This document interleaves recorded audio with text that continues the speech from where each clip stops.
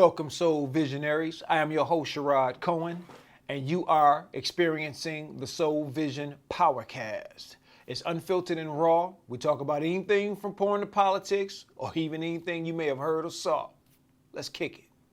Today, we are talking about the 5 different types of infidelity.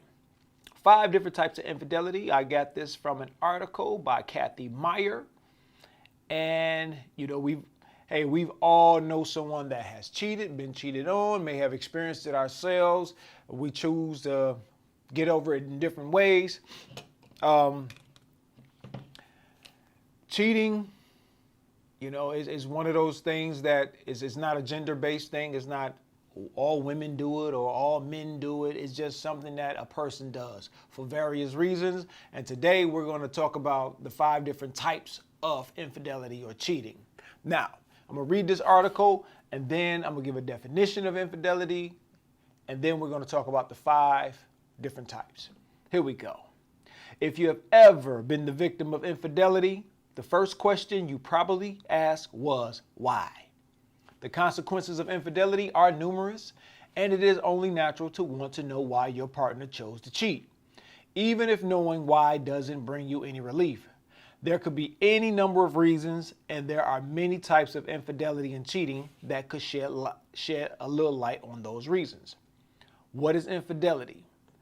The definition is infidelity or cheating is the act of being unfaithful to a spouse or other partner.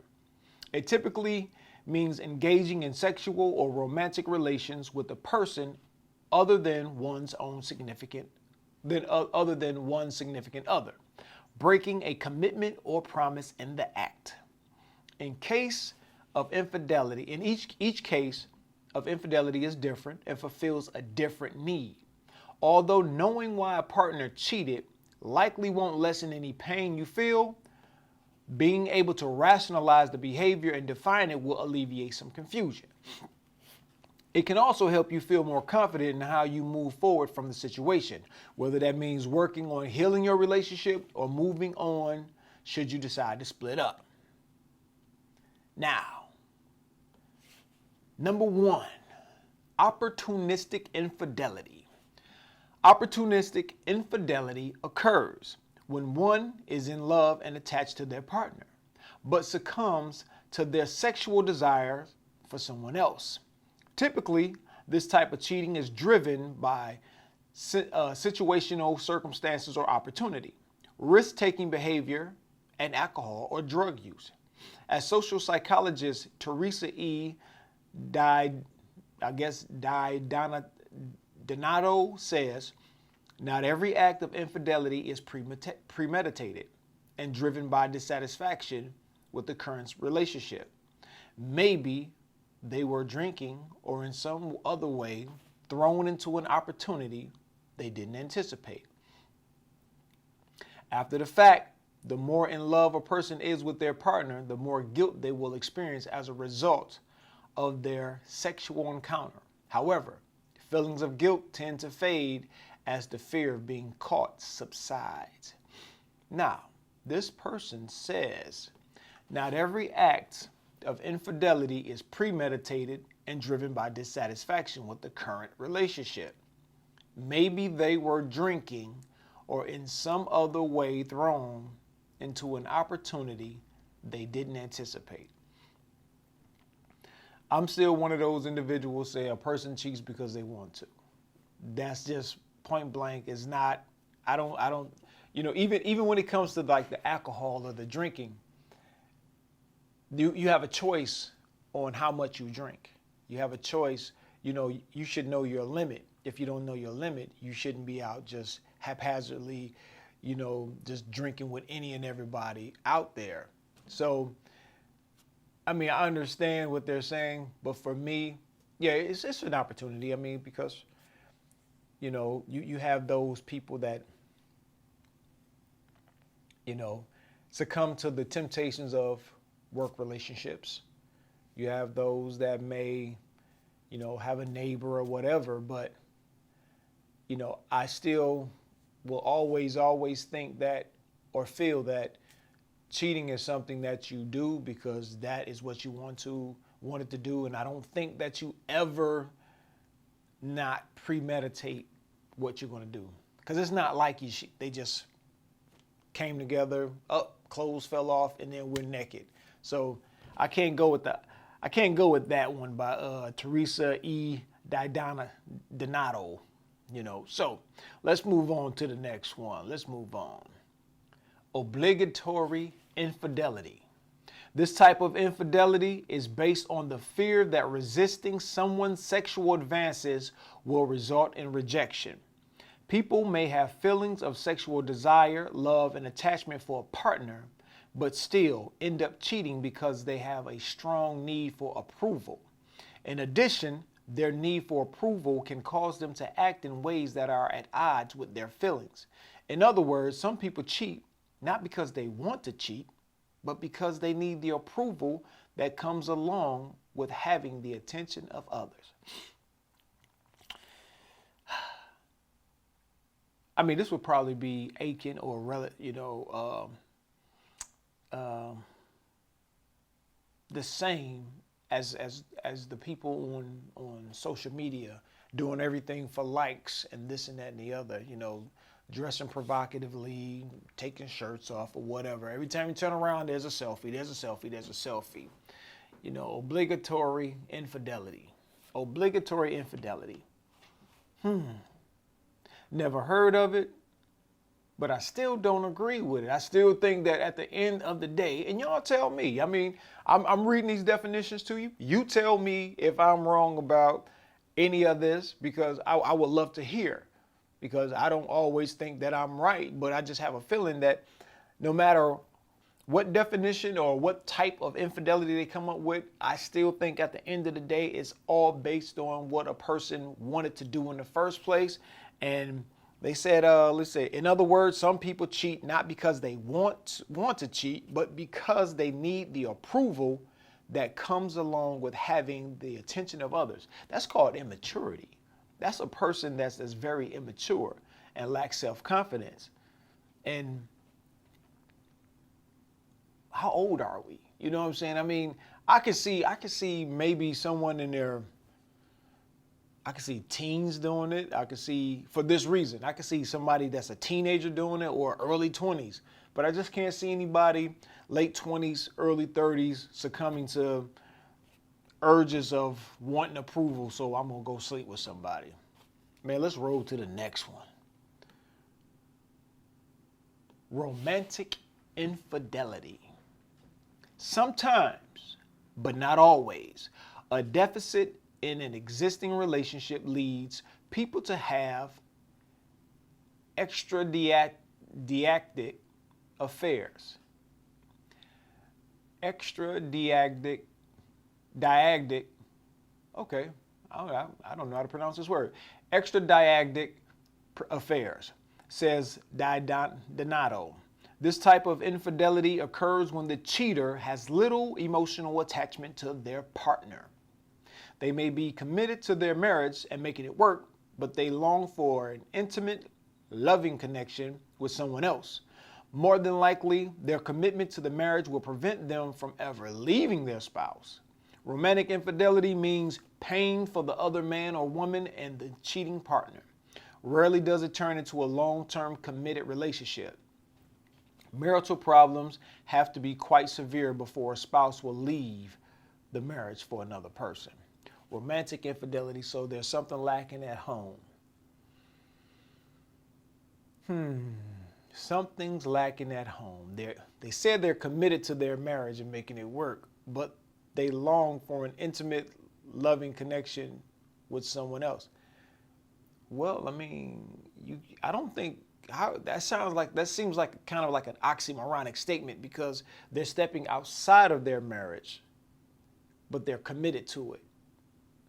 I don't think they're committed to the marriage. I think they're more committed to, like, whatever it may be, financial security there. There might be, the status of the person that they're with. But I don't think they're committed to the marriage like they're saying. I just can't see that. And then it says romantic infidelity means pain for the other man or woman and the cheating partner. Rarely does it turn into a long-term committed relationship. See, I just don't see that committed part being a part of this because they're stepping out. And if it's not going to be a long-term relationship with the person they're cheating with, so that sounds like they're going to partner hop. They're going to jump from different person to person to person, to satisfy that urge. It's like a high it seems like it's a high that they're getting. So when they're done and burn this person out and no longer have those desires for the individual that they're cheating with, then that's when they'll hop to another partner. Wow. Okay. Conflicted romantic infidelity. This type of infidelity occurs when people experience genuine love and sexual desire for more than one person at a time. Despite our idealistic notions of having only one true love, it is possible to experience intense romantic love for multiple people at the same damn time. I mean, oh, my bad. They ain't put damn in there, but that's just me. Because I've had this conversation with many people talking about you can't love more than one person. I think that's BS. You can love more than one person. Maybe you're not supposed to. You're not supposed to love them in a romantic capacity. But it's possible because once you start entertaining another individual, anything becomes possible. But let me reread this and finish it off. This type conflicted romantic infidelity. This type of infidelity occurs when people experience genuine love and sexual desire for more than one person at a time. Despite our idealistic notions of having only one true love, it is possible to experience intense romantic love for multiple people at the same time. While such situations are emotionally possible, they are very complicated and tend to create a lot of anxiety and stress. In this case, cheating partners, in their attempt not to cause anyone harm, often end up hurting everyone. Sounds like a good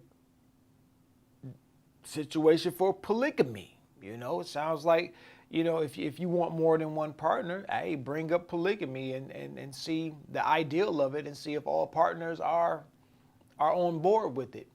But when it comes down to it, I truly believe that you can love more than one person at a time. You love more than one child. You love more than one parent. You love more than one cousin. When it comes to family, you love your families. And people say, no, it's a different love. No, love is love. It's just a role. It's different roles though. Love is love. It's different roles that everybody plays in your life. So when someone from outside the family comes in and you fall in love with that person, they are a romantic partner. They're not a family member. So I believe that you can truly love more than one person at a time.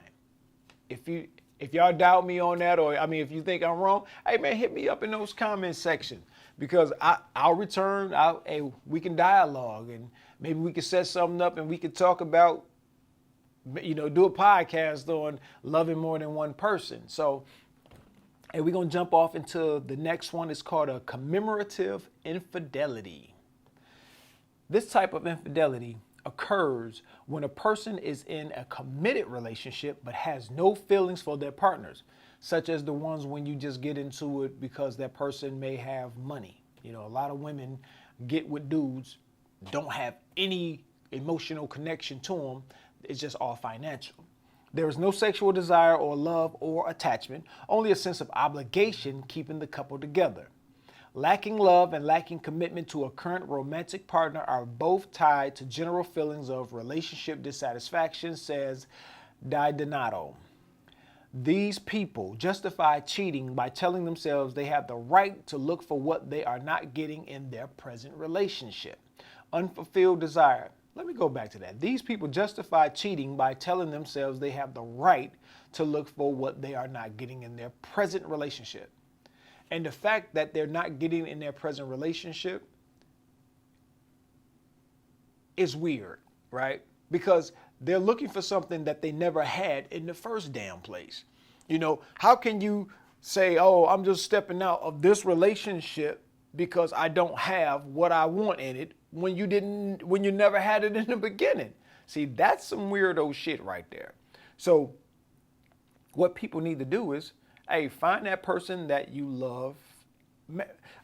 What it sounds like is a lot of times people need a different different requirements or criteria when it comes to a relationship. You know, a lot of folks are getting married because they want to become these power couples, right?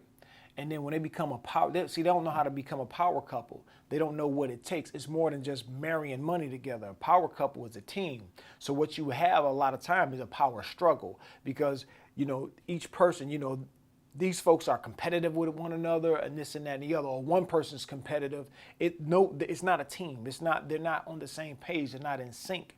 So a lot of times with this so-called commemorative infidelity, it's just something that should never have even happened. I mean, these types of relationships just seemingly are just for, you know, hey, look at me, I'm married. You know what I'm saying? So guys, you got to look out for this, man. If you're one of those dudes that are high value, or what some people call, or what I deem as highly desired men, you want to look for certain traits that these people have, because they don't want you or like you. They just want what you have. They like what you have, you know? And that's just a person being dishonest with themselves, right? So what we got down here at the bottom, it says the next steps after being cheated on, right? So after all of these things, you know, we'll go over them real quick. You have, let's go to the top. You have the opportunistic infidelity. You have opportunistic infidelity. You know, that occurs when one is in love and attached to their partner, but succumbs to the sexual desires for someone else. You have the obligatory infidelity, and this type of infidelity is based on the fear that resisting someone's sexual advances will result in rejection. You have romantic infidelity. Sometimes, but not always, a deficit is in an existing relationship leads to people to have an extradiadic affair. So it's spelled extradiadic, affair. This type of infidelity occurs when the cheater has little emotional attachment to their partner. It sounds sort of like the conflicted, which one was it? The commemorative infidelity. The next one is conflicted romantic infidelity. And this type of infidelity occurs when people experience genuine love and sexual desire for more than one person. That one right there, I could say, is kind of genuine. And the only way for me, in my mind, the only way this type of deal happens is when you're entertaining more than one person. Love is not a cold that you catch. Love is something that builds up over time. When an individual sees you for the first time, it's not love at first sight. It's never love at first sight. No one loves you at first sight. You know, it's called lust. That's the other four-letter L word, lust. That's all it is, lust. This person wants to fuck you when they first see you. But then over time, they get to like you and, you know, want to spend more time with you, get to know the person, and it becomes more than just sexual. Then it becomes love. So when you entertain more than one person at a time, you risk falling in love with these individuals because, you know, they may offer different things than one another. You know, you may not, no one is the complete package for one person. No one is the complete package. So people are like, I don't settle. Oh, you're going to settle, and they're going to be settling for you because, you know, hey, maybe they want you to be a little taller, a little thinner, or whatever. But no one is the complete package. So in saying that, entertaining more than one person at a time can lead to this conflicted romantic infidelity. And what I've never understood is people telling women to have a roster. You know, that right there is dangerous in and of itself. Okay, And even young men, we gotta put it out there. Just when you have a bunch of people that you're dealing with, you can fall in love with each one of those people. Love is something that comes in it's abundant.